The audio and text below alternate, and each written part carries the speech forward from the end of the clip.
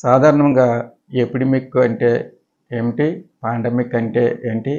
ఎగ్జోస్టిక్ అంటే ఏమిటనే విషయాలు క్లుప్తంగా తెలుసుకుందాం. ఎపిడమిక్ అంటే సమాజంలో ఉత్పత్తి స్థానం నుండి ఒకే కాలంలో ఎక్కువ మందికి వ్యాధి ప్రబలినట్లయితే ఎపిడమిక్గా చెప్పవచ్చు.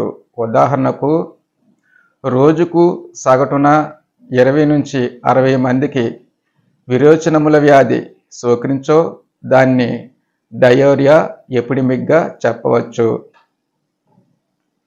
అలాగే దేశ సరిహద్దులను దాటి అంతర్జాతీయంగా వ్యాపించబడిన వ్యాధులను లేదా ఎపిడమిక్ను పాండమిక్ అంటారు. ఉదాహరణకు పాండమిక్ అంటే మహమ్మారి అని చెప్పవచ్చు.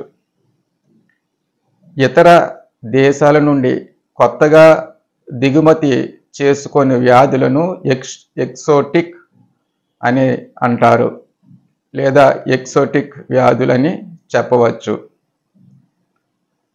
జంతువుల నుండి మనుషులకు వచ్చు వ్యాధులను జూనోసిస్ అంటారు.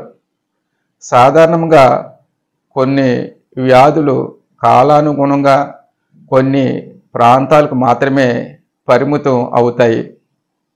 ఉదాహరణకు dengue, malaria, chikungunya, seasonal influenza లాంటివి ఎండమిక్ వ్యాధులుగా చెప్పవచ్చు.